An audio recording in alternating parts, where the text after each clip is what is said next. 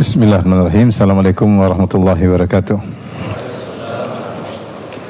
Alhamdulillahi ala ihsani wa syukru lahu ala taufiqi wa amtinani. Asyhadu an la ilaha illallah wahdahu la syarika lahu ta'ziman li sya'ni.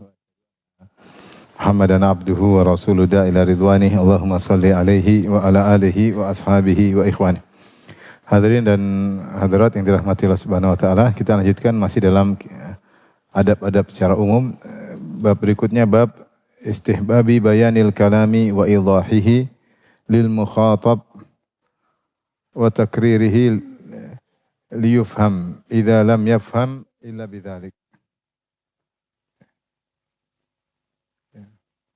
Bab tentang disunahkannya orang yang berbicara menjelaskan perkataannya dan kepada orang yang diajak berbicara. Dan disunahkan untuk diulang-ulangi pembicaraan tersebut agar dipahami. Idza lam yufham illa bidzalik, jika dipahami tidak ada cara lain kecuali dengan diulang-ulang.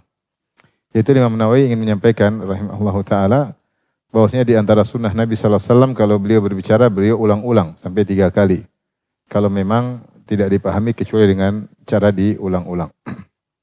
Kemudian beliau membawakan firman Allah hadis Nabi sallallahu alaihi wasallam an Anas radhiyallahu anhu, dari Anas radhiyallahu anhu anna Nabi sallallahu alaihi wasallam adalah Rasulullah sallallahu kana idza takallama bi kalimatin a'adaha thalathan.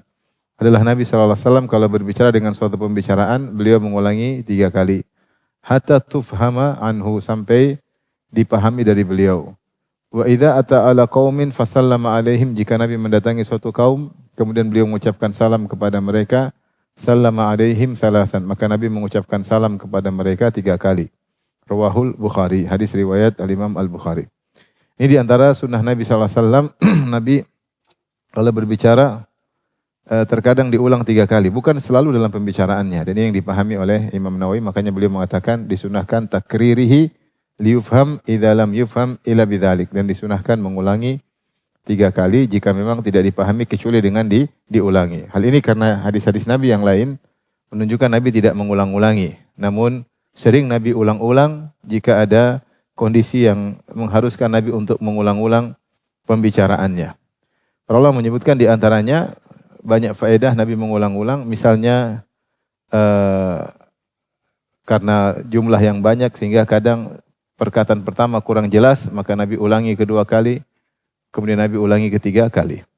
Demikian juga dengan diulang-ulang, mungkin ada orang-orang hadirin mudah untuk menghafalnya. Ada yang mungkin dari Arab Badui, ada yang mungkin dari jauh, ya, sehingga dengan diulang-ulang mudah untuk dipahami. Demikian juga dengan diulang-ulang mudah untuk dihafal, karena orang-orang Arab dahulu mereka mengandalkan hafalan mereka. Mereka mengandalkan hafalan mereka sehingga banyak di antara mereka, tidak semua namun banyak di antara mereka yang tidak bisa baca dan tidak bisa tulis, karena mereka mengandalkan hafalan mereka. Ini di antara sunnah Nabi Shallallahu Alaihi Wasallam, sehingga Nabi berbicara terkadang diulang 3 kali. Maka kita tahu kalau kita berbicara tujuan kita adalah agar dipahami oleh orang yang mendengar, ya, dipahami. Ya. Maka seorang bicara dengan jelas. Seperti ini beliau mengatakan Imam Nawawi bab istihbabi bayanil kalam. Yaitu bab disunahkan ketika berbicara dengan pembicaraan yang jelas. Maka bukan merupakan sunnah jika berbicara dengan bicaraan yang tidak dimengerti maksudnya apa. Apa maksudnya? Dibuat teka-teki, ya. Tujuannya apa? Lagi nyindir siapa? Lagi maksudnya apa? Sehingga orang baca hanya buang-buang waktu membaca tulisannya. Apa maksudnya dia ini? Ya, tidak dipahami. Kita kalau bicara tidak usah teka-teki, yang jelas saja maksudnya apa, ya. Maka sehingga orang yang membaca memahami, karena tujuan kita berbicara adalah untuk dipahami. Oleh karenanya Rasulullah SAW dalam sebagian hadis mencela orang yang terlalu berbicara dengan berdalam-dalam, ya, sehingga bicara dengan bahasa-bahasa yang susah dipahami. Ya. Terkadang sebagian orang berbicara dengan bahasa-bahasa yang susah dipahami untuk dikatakan dia hebat, untuk dikatakan dia pintar. Datang ketemu dengan orang awam kemudian pakai bahasa yang tidak dipahami, ya. Mungkin bahasa-bahasa resmi atau bahasa-bahasa di akademisi yang orang-orang awam tidak ngerti apa yang dia bicarakan, ya. Apa yang dia bicarakan. Kalau dia mungkin di depan orang-orang akademisi tidak mengapa. Tapi kalau di depan orang-orang awam, tujuan dia bicara adalah untuk dipahami, maka tidak perlu dia bicara dengan cara-cara seperti itu supaya dikatakan dia adalah intelek, ya, dia adalah pintar, dia adalah, ini hal yang tidak diperlukan.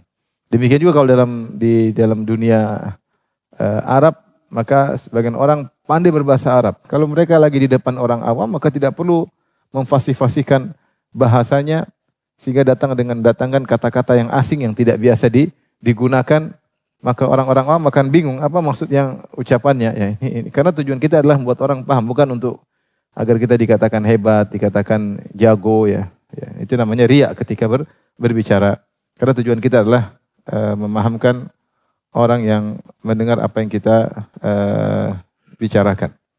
Oleh karena jika ada kalam perkataan yang tidak jelas, maka hendaknya dihindari. Seperti dalam Al-Quran Allah berfirman, ya ayyuhalladzina amanu la taqulu ra'ina wa qulu unzurna wasma'u. Kata Allah Subhanahu wa taala, wahai orang beriman, janganlah berkata kepada Rasulullah ra'ina. Ra'ina bahasa Arab artinya, ya Rasulullah perhatikan kami, ya. Perhatikan kami, ya. Rupanya perkataan ini, perhatikan kami ini ternyata digunakan oleh orang-orang Yahudi untuk mengejek Nabi SAW, karena ra'ina dalam bahasa Yahudi maknanya celaan. Yaitu tercela engkau wahai Muhammad, atau makna semisal itu. Dan ketika kata ini mengandung bisa ambigu, bisa maknanya baik, dan juga bisa dimanfaatkan oleh pihak lain untuk mencela, maka Allah suruh ganti. Allah mengatakan la taqulu ra'ina walakin qulu unzurna. Ya, tapi katakanlah unzurna, yaitu perhatikan kami, dengan lafal yang lain yang jelas maknanya. Oleh karenanya ini isyarat jika ada kata-kata yang ambigu maknanya, maka kita tinggalkan.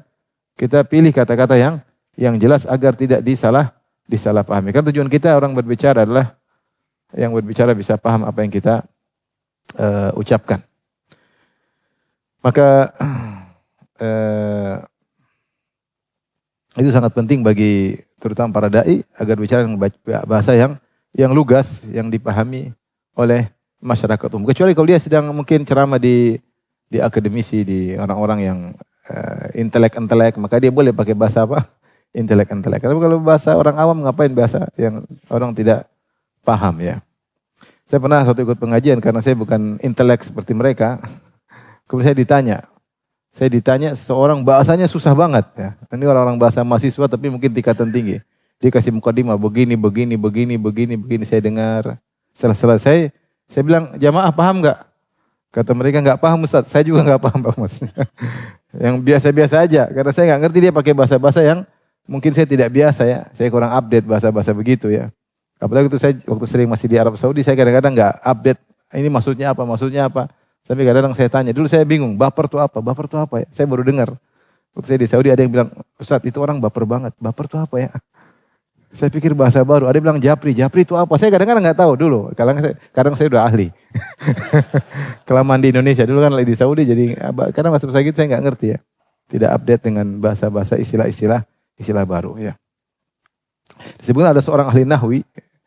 Dia jatuh kemudian dia berkata, "Malakum takakatum alayya katakakuikum alladhi jinnah ifranqu anni." Ini bahasa Arab, tapi bahasa Arab susah. Dia bilang, kenapa kalian ijtama'atum alayya kama ijtama'atum ala ar-rajul majnun insarifu anni. Tapi dia, kalau saya ngomongnya, malakum ijtama'atum alayya katajammu'ikum ala al-majnun. Orang-orang bahasa Arab mengerti. Bahasa Arab biasa ini, orang awam pun mengerti. Kenapa kalian kumpul, dia lagi jatuh, orang pada ngumpul. Dia bilang, ngapain ngumpul kepada saya? Seperti kumpul dengan orang, lihat ketemu orang gila. Insarifu anni, pergilah dariku. Tapi dia pakai bahasa Arab yang susah. Yang orang awam biasa enggak ngerti. Malakum takakatum alayya katakakuikum alladhi jinna ifranqu anni. Ini apa? Saya saja enggak tahu kalau enggak dijelaskan maknanya apa, ya. Maka orang yang kumpul jadi bingung, ini apa? Jinnya yang ngomong atau jadi kadang-kadang bahasa Arab aja bertingkat-tingkat, ya. Ya, bahasa Arab bertingkat-tingkat. Jangan kan bahasa Arab, bahasa Jawa aja bertingkat-tingkat. Kadang kalau sudah pakai kromo Inggil kita enggak paham, ya.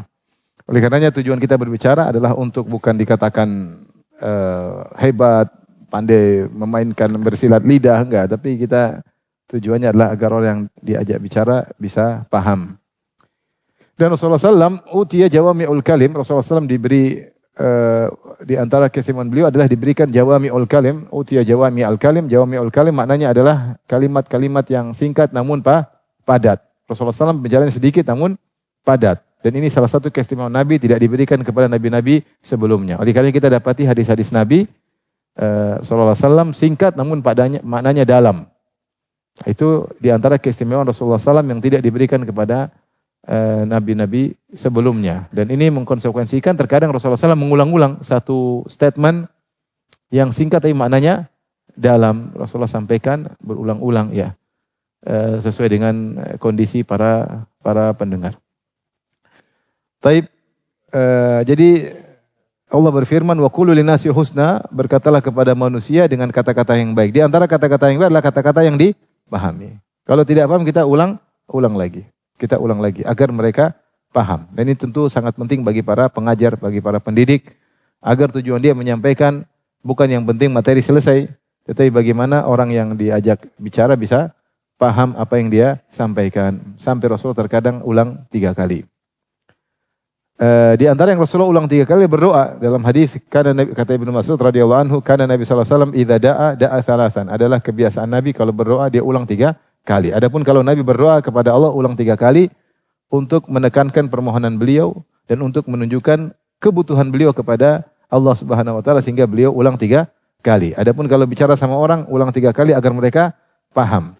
Adapun kalau berdoa kepada Allah untuk menunjukkan kebutuhan beliau kepada Allah dan penekanan sehingga beliau ulang 3 kali. Karena di antara sunnah kita dalam berdoa, kita mengulangi permohonan kita kepada Allah berulang-ulang. Seperti kita ngetuk pintu, suatu saat akan dibuka oleh Allah Subhanahu wa taala. Kalau permohonan pertama mungkin kita kurang menghayati, pada ulangan kedua lebih menghayati, pada ulangan ketiga lebih menghayati. Sehingga benar-benar kita merasa butuh kepada Allah Subhanahu wa taala. Itu di antara kebiasaan Nabi sallallahu alaihi wasallam. Kita lanjutkan. Kata Anas bin Malik, wa idza ata ala qaumin fasallama alaihim. Dan jika Nabi mendatangi suatu kaum, Nabi ucapkan salam kepada mereka. Sallama alaihim salasan.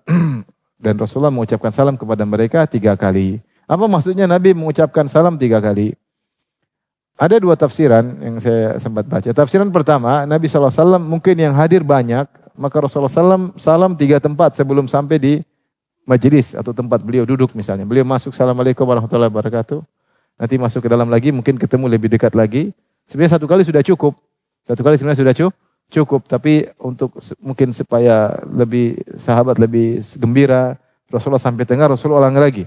Assalamualaikum warahmatullahi wabarakatuh. Nanti maju lagi ke depan, sudah saya ulangi lagi. Assalamualaikum warahmatullahi wabarakatuh. Sehingga semua yang mendengar merasa disalami, karena Rasulullah SAW ulang-ulang salam. Dan salam adalah doa, tidak mengapa doa diulang-ulang secara umum. Doa diulang-ulang tidak mengapa, tapi tafsirannya di antara ditafsirkan oleh An-Nawawi rahimahullah demikian, yaitu masuk ke awal majelis mengucapkan salam, kemudian masuk ke tengah mengucapkan salam lagi, kemudian ke tengah mengucapkan salam lagi. Ada yang mengatakan 3 kali maksudnya pertama mengucapkan salam, kemudian masuk ke tengah majelis mengucapkan salam, kemudian ketika pulang juga mengucapkan apa? Salam. Jadi salam sunnah diantaranya ketemu dan pergi, ketemu dan berpisah. Kita ketemu orang, kita assalamualaikum, kita berpisah juga assalamualaikum. Di tengah-tengahnya diselipin salam. Di tengah-tengahnya diselipin salam. Ada yang mengatakan maksudnya 3 kali adalah demikian. Ala kulli hal intinya salam adalah doa, maka diulang-ulang tidak jadi tidak mengapa ya. Tidak mengapa. Tapi sekali sebenarnya sudah cukup, tapi diulang tidak mengapa sebagaimana dikerjakan oleh Nabi sallallahu alaihi wasallam.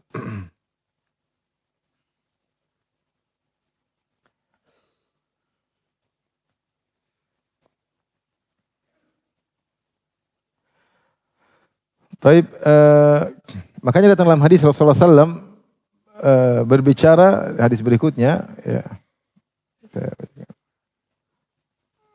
bahwasanya Rasulullah SAW kalau berbicara jelas, ya. Wa an Aisyah radhiyallahu taala anha, hadis berikutnya, qalat kana kalamu Rasulillah sallallahu alaihi wasallam kalaman faslan. Adalah Nabi sallallahu alaihi wasallam kalau berbicara dengan jelas. Yafhamuhu kullu man yasma'uhu. Semua yang mendengarnya akan paham. Rawahu Abu Daud, ya. Rawahu Abu Daud, riwayat Imam Abu Daud.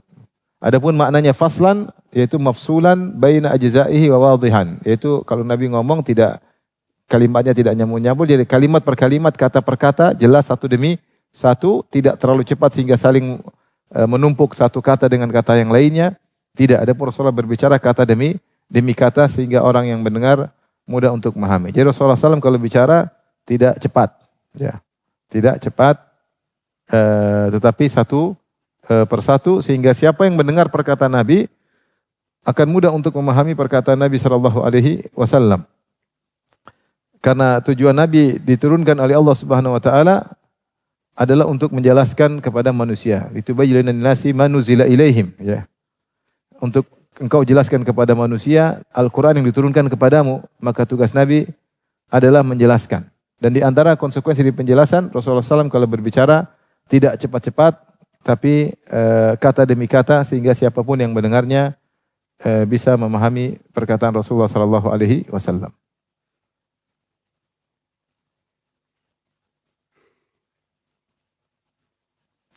Datang dalam riwayat yang lain, inna Nabi sallallahu alaihi wasallam kana yuhadditsu haditsan law addahu al-'addu la ahsahu. Rasulullah sallam menyampaikan suatu hadis, kalau seorang yang mendengar dia hitung berapa kalimat Nabi dia bisa hitung.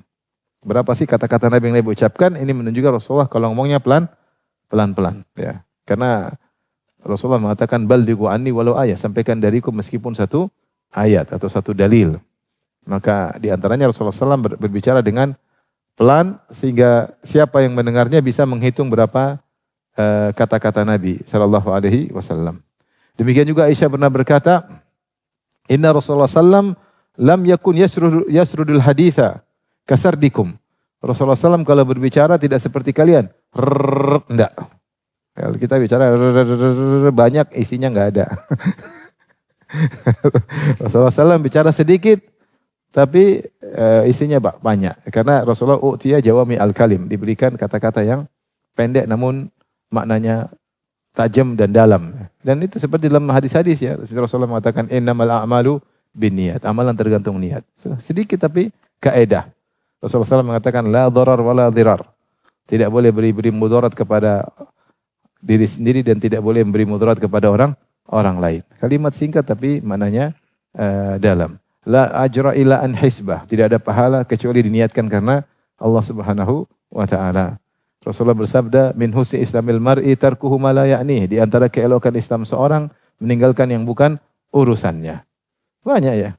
Al-bayyina 'alal mudda'i wal yamin 'ala man angkar. Siapa yang menuduh harus datangkan bukti, yang tertuduh tinggal mengingkari. Jadi kaidah dalam kaidah hukum. Jadi kata dia Rasulullah diberi wahyu. Ala innama utitu Al-Quran wa mithlahu ma'ahu. Kata Nabi SAW, ketahuilah aku diberikan Al-Quran oleh Allah dan yang semisalnya bersama Al-Quran. Maksudnya apa? Hadis Nabi SAW. Kata Allah kepada istri Nabi, وَذْكُرْنَا مَا يُتْلَى فِي بُيُوتِكُنَّ مِنْ آيَاتِ اللَّهِ وَالْحِكْمَةِ. Dan ingatlah apa yang dibacakan di rumah kalian berupa firman Allah dan hikmah. Maksudnya hadis-hadis Nabi SAW. Jadi Nabi bicara tidak seperti saya sedang berbicara. Kalau saya berbicara cepat, ya. Saking cepatnya sering diprotes oleh ibu-ibu ya. Jadi Ustadz kecepatannya bisa diperlambat enggak? Ini sudah lambat. Dulu saya lebih cepat dari sekarang ya. Adapun makanya Aisyah mengatakan lam yakun yasrudul haditha kasardikum. Rasulullah SAW berbicara tidak seperti kalian ya, tetapi pelan-pelan, faslan satu demi satu, tidak terburu-buru karena semua yang disampaikan oleh Nabi wahyu. Ya, sehingga perkataan dia semuanya adalah hujjah. Perkataan dia semua adalah hujjah sallallahu alaihi wasallam. Kemudian yang hadir juga banyak orang. Saking supaya sampai kepada para sahabat terkadang Rasulullah ulangi sampai tiga kali. Ya. Tapi secara umum kita mengambil sunnah Nabi kalau bicara harusnya aja jelas. Ya. Jangan seorang berbicara sama orang enggak jelas. Tulis WA enggak jelas. Bikin status maksudnya apa? Ini apa ngomongnya? Apakah ini sunnah Nabi? Orang baca semua bingung. Maksudnya apa ya? Maksudnya apa ya? Bingung. Ya, ambigu, maknanya ganda, maknanya gini. Dan dia senang bikin orang teka-teki sehingga orang jadi penasaran. Ini menyelisih sunnah Nabi SAW. Justru seorang itu menghilangkan penasaran orang lain. Bukan malah bikin orang penasaran. Di antara sunnah menghilangkan penasaran orang lain. Makanya di antara dalil ketika Salman Al-Farisi datang kepada Nabi, ingin cek kenabian, tanda-tanda kenabian Rasulullah SAW. Maka disebutkan oleh pendeta kepada Salman, Nabi terakhir tersebut tidak menerima sedekah tapi menerima hadiah. Yang kedua ada tanda kenabian di pundak beliau. Maka Salman kasih makanan, dia bilang, ya Rasulullah ini sedekah buat antum. Akhirnya Rasulullah terima, Rasulullah panggil para sahabatnya, mereka makan, Rasulullah tidak makan. Kata Salman, ini tanda pertama. Biasanya Salman kasih hadiah, Rasulullah makan. Ah, ini berarti benar. Tinggal tanda berikutnya, yaitu ada apa? Ada tanda kenabian semacam daging tumbuh, kemudian ada rambutnya di daging tumbuh tersebut, di antara dua pundak Nabi SAW. Itu tanda kenabian. Dan Rasulullah pakai rida. Maka Salman cari tanda kedua. Maka dia mundur ke belakang Nabi. Nabi tahu, dia penasaran. Maka Nabi putar atau buka? Cari apa putar? Rasulullah buka. Jadi di antara sunnah adalah menghilangkan apa? Penasaran. Jangan bikin orang malah penasaran. Senang orang penasaran. Penasaran tuh nggak enak, tahu nggak? Oleh karenanya Rasulullah SAW bicara dengan jelas. Taib, oleh karenanya di antara orang yang saya contohkan misalnya ulama yang ahli bahasa, ahli nahwu, punya syarah alfiyah, ahli balaghah, ya. Tapi kalau bicara sederhana, mudah dipahami oleh semua orang seperti Syekh Al-Utsaimin, Muhammad bin Shalih Al-Utsaimin rahimahullahu taala. Kalau bicara jelas. Bahkan menjelaskan bahasan-bahasan yang panjang dengan bahasa yang jelas. Sehingga para pemula juga bisa paham tulisan-tulisan Syekh Utsaimin, ceramah-ceramahnya, dengar kaset. Tapi kalau udah mungkin yang lain mungkin agak susah. Mungkin agak susah. Kalau seperti ulama zaman sekarang, Syekh Abdul Razak. Syekh Abdul Razak, hafizahullah, kalau bicara juga jelas. Menggunakan bahasa-bahasa yang tidak susah. Ya, meskipun mereka juga tahu bahasa, tapi mereka bicara dengan bahasa yang mudah dipahami. Apalagi zaman sekarang tidak semua orang pandai bahasa Arab. Orang Arab pun bingung dengan bahasa Arab, ya. Oleh karenanya perlu menggunakan bahasa yang mudah dipahami. Nanti kalau ingin mendalam akan ada buku-buku yang bahasanya tidak seperti biasanya. Bahasa yang agak sulit dan agak tinggi. Tapi kita lanjutkan bab berikutnya.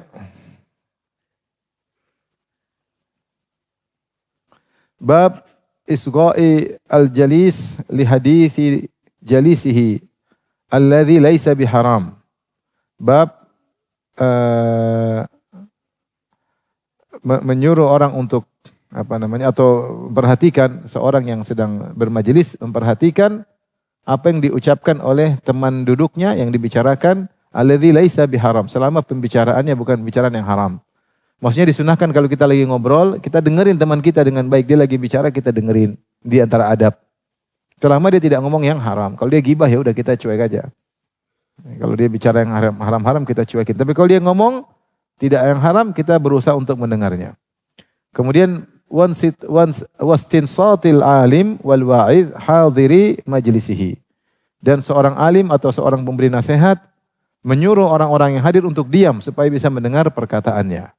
Jadi ada dua poin disebutkan Imam Nawawi bab berikutnya, bab ke-90 ini.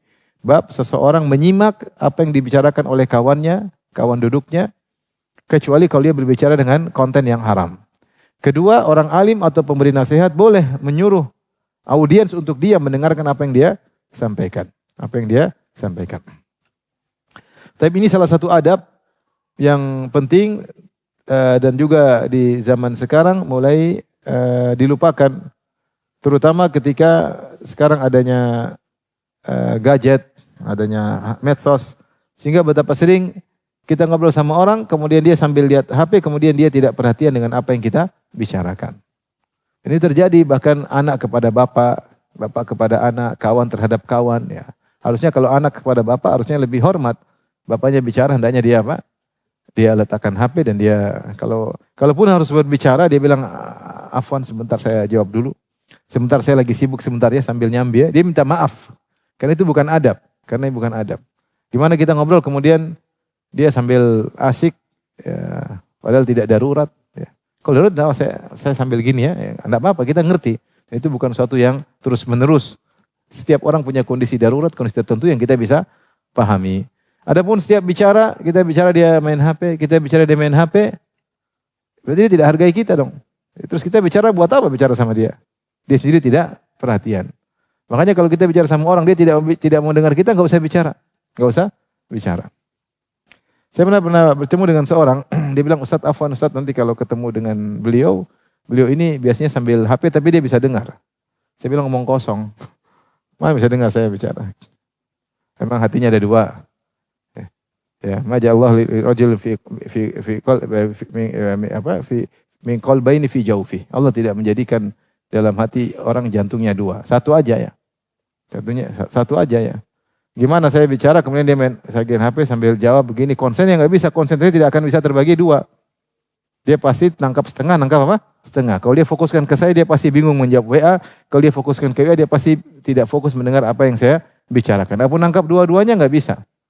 Kecuali saya sedang nyanyi, dia sudah hafal lagu itu, nggak apa-apa. Dia sambil WA, dia bisa ulangi lagu yang saya sampaikan karena dia sudah hafal. Tapi kalau saya bicara sesuatu, saya sebutkan dalil, nggak mungkin. Ini bentuk tidak menghargai ya. Jadi malas kita bicara dengan orang seperti itu. Ngapain dibicarakan orang yang tidak mau menghargai kita bicara. Ini tidak adab, tidak adab. Makanya di antara ujian yang dirasakan oleh Nabi Nuh alaihissalam ketika dia berbicara, maka kaumnya tidak mau mendengar apa yang dibicarakan ya. Kullama da'autuhum litaghfira lahum ja'alu asabi'ahum. Setiap aku dakwahi mereka agar engkau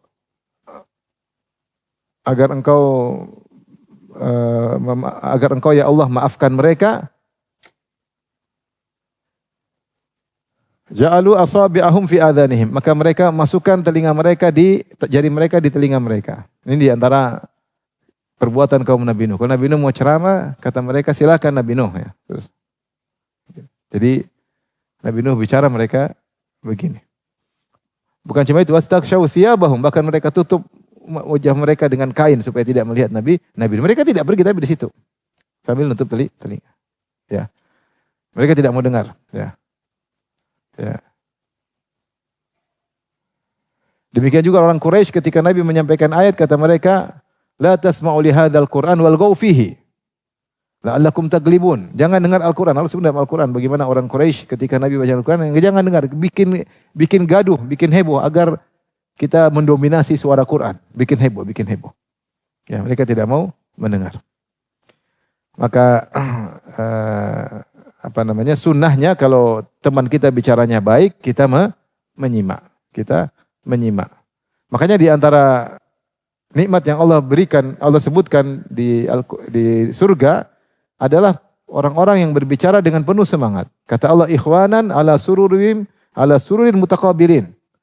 Kata Allah, maka penghuni surga akan menjadi saling bersaudara, berhadap-hadapan, dan mereka saling berbicara. Semangat, jadi satu melihat yang lain memang satunya lagi.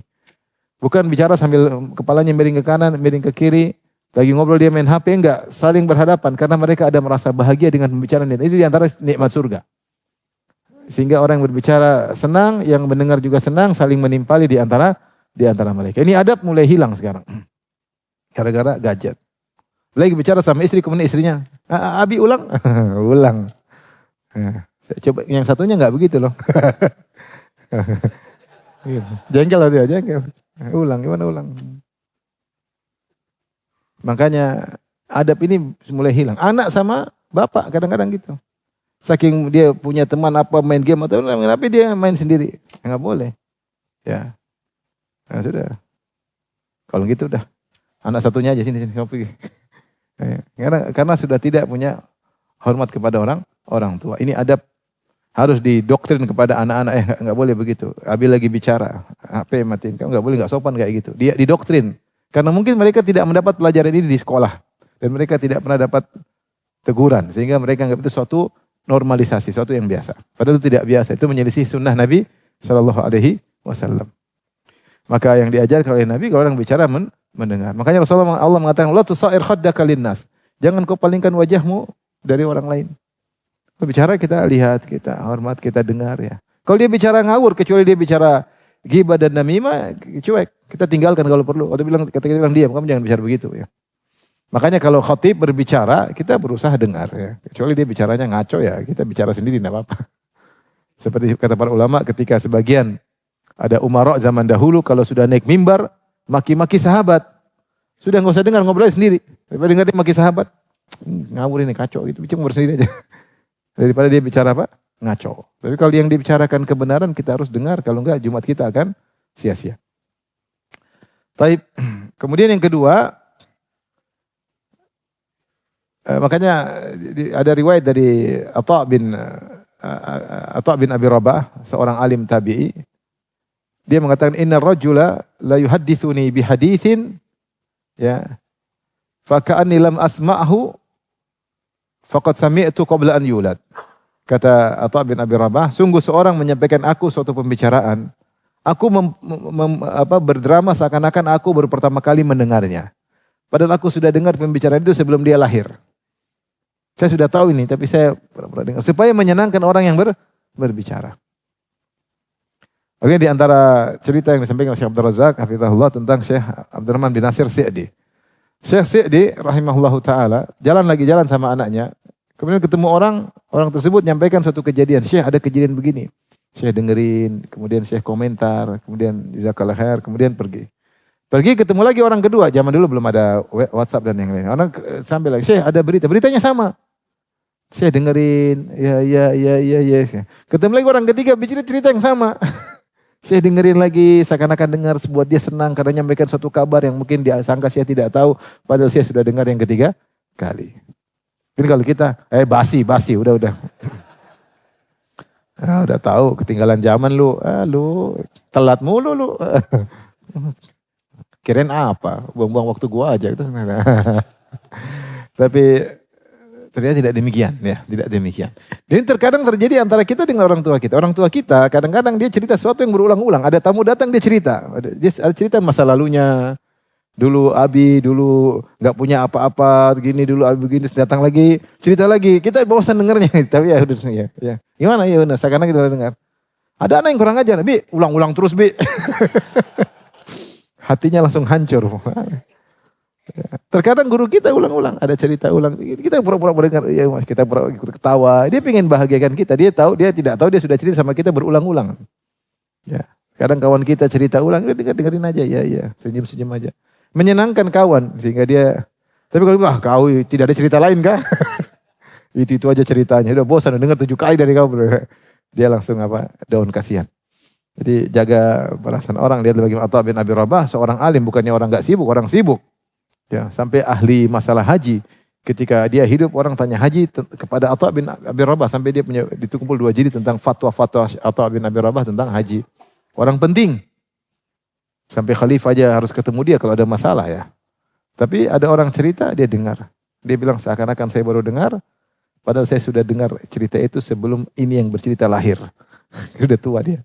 Udah tua. Taib, kemudian Nawawi rahimahullah membawakan satu hadis dalam bab ini. An Jarir bin Abdullah qala, dari Jarir bin Abdullah radhiyallahu anhu, qala li Rasulullah sallallahu alaihi wasallam, Rasulullah SAW berkata kepadaku fi hajjatil wada. Ketika haji wada. Haji wada yang ikut haji bersama Nabi, jumlah paling sedikit dikirakan 80.000. Ada yang bilang 120.000. Karena Rasulullah memang mengumumkan, sebenarnya Rasulullah SAW bisa haji, Rasulullah menaklukkan Mekah tahun 8 Hijriah. Tahun 8 Hijriah. Dari tahun 9 Hijriah, Mekah sudah dikuasai oleh Rasulullah SAW. Seharusnya Rasulullah bisa haji tahun 9.